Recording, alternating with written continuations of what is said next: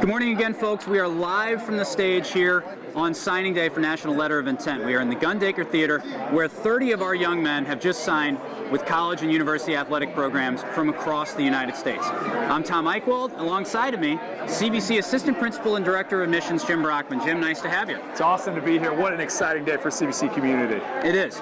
And we mentioned 30 of our young men. We'll give you the breakdown, then we'll go sport by sport, just tell you what some of these guys are up to. Football leads the way with 9 signings today. Baseball right behind them with 8, 3 basketball, 2 from cross country and track and field, 1 from tennis, 6 from soccer, and 1 from lacrosse. Let's start with the baseball program, Jim. Dan Ampleman signing with SIUE, Blake Charlton with the University of Missouri, Northwest Missouri State University is picking up Roy Moore, Jeff Nicholas from Illinois College, Donovan Pisaris, Lindenwood University, Owen Pyatt, Quincy University, Drake Salzman, Jefferson College, and Alec Whaley, Murray State University. One of the most prominent things I noticed from this list, a lot of multi-sport athletes on this list, Jim. Multi-sport athletes, and that's something, you saw a trend for a while there where the multi-sport athlete was actually kind of going by the wayside. Now you're starting to see it come back again with the college coaches telling them that they want them to be multi-sport athletes. And that's also all those athletes, it's a testament to the program that Coach Horn runs here at CBC. Here we're February, just the start of February. Our baseball guys have been going early morning workouts, 6 a.m. workouts, 3 days a week here at CBC, getting ready for this season. Obviously, a lot of these guys were part of the state championship run by our baseball team. They're primed. They're the #1 ranked team in the state right now. A lot of these guys obviously are coming back, which should be an exciting year for our baseball program. Should be. Each one of these students, of course, leaving with a state championship ring. So there hasn't been a class graduating from the baseball program that has not won state over the last several years with the rings that Coach Horn has picked up. So congratulations to our baseball players. Of course, everybody wondering where Blake Charlton would end up. He is going to pitch at the University of Missouri rather than playing football. But of course, something goes wrong with the football program, they know where to call. You can always jump into the football program. Let's go to basketball now.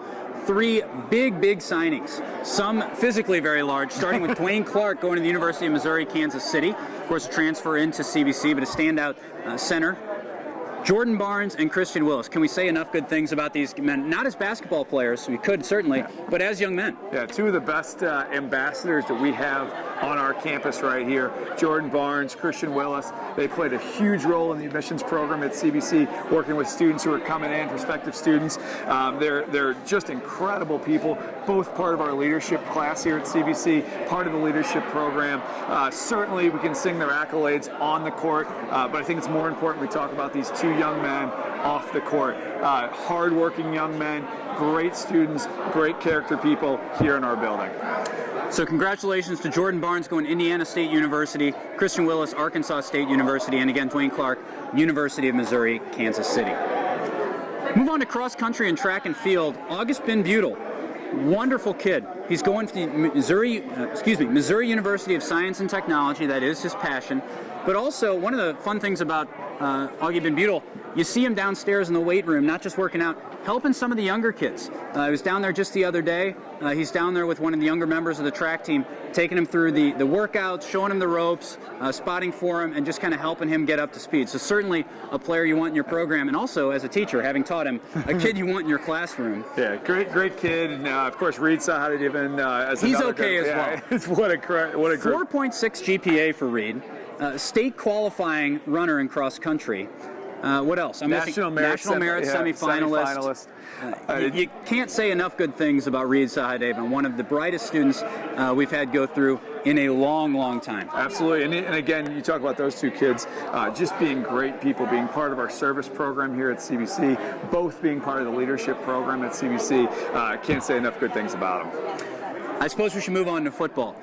It's hard to find a more successful athletic program here at CBC, certainly, but anywhere than the cadet football program over the last several years under the leadership of Coach Scott Pingle.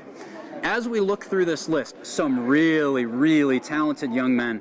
Lamar Anderson, Ball State University, Trey Bryant, University of Nebraska, Rashawn Davis, Eastern Michigan University, Ty Feeney, Washington University here in St. Louis, Dominique Gatewood, Quincy University, Justin Lewis, University of South Dakota, Nino Schmidt, Missouri University of Science and Technology, Miles Taylor, Robert Morris University, and rounding out the list, Nick Wheeler, Colgate University.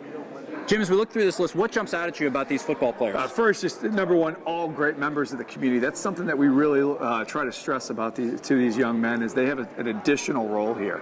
When they are obviously athletes, in many cases they are put on a bigger stage, a lot of eyeballs on them. We want to make sure they're great people, great members of the community. Of course, the headliner on that list, Trey Bryant, going to the University of Nebraska, part of the leadership program. Lamar Anderson, part of the leadership program. Both of these guys are ambassadors. Ty Feeney, Wash U, one of the brightest kids here at CBC. Also National Honor Society president. Absolutely. National Honor Society president going to study medicine at Washington University, and also play a little football. Exactly. Justin Lewis, Nino Schmidt. A guy like Lamar Anderson, they're going to Ball State. Ball State is getting a steal with Lamar Anderson. He is going to make that program. He is a difference maker right now, this day. I'm telling you, Ball State got a steal with Lamar Anderson. The other one I see on that list is Nick Wheeler. Of course, we're all aware of the medical condition that kept him out for most of the year this year. Thankfully, he's been cleared by doctors, and he's going to get the opportunity to continue his career at Colgate. He is going to be a difference maker, another steal. Some great young men part of that group. And there's one last comment on Ty Feeney. Couldn't hold this in, Jim. Of course, we hope he has a successful medical career. We hope he doesn't end up treating too many of the people that he injures in practice. Absolutely. So we hope that those two camps remain separate. Lacrosse, John Paul Saraceno. Hard to find a more likable. You just start laughing. Hard to find a more likable young man, but also a stellar goaltender in lacrosse. He has been a rock between the pipes for CBC for a couple years now. Let's talk about JP as a person. First, just lights up the room. His personality is huge. He's like the mayor, as I call him. I jokingly, affectionately call him the mayor. He's part of our Student Leadership Council program. He's our spirit chairman. He is a ball of energy. The freshmen love him. The sophomores love him. The teachers love him. And so just a fantastic kid. He is a mainstay in the SLC videos and always draws a reaction. Yeah, I mean, whether it's the videos or JP's corner on KCBC, it's incredible what JP's brought to this community as a student. Now, as an athlete, it's a whole. And again, same can be said. And the goaltender is often known for their introverted, very intense nature. Yeah, we don't know how JP slipped through on that one. He slipped through the screening process on that. He did. We'll go to tennis real quick. Dan Wolf, committing to Methodist University. Dan, if you've seen him in the hallways, you do see him in the hallways. He doesn't blend in with the crowd.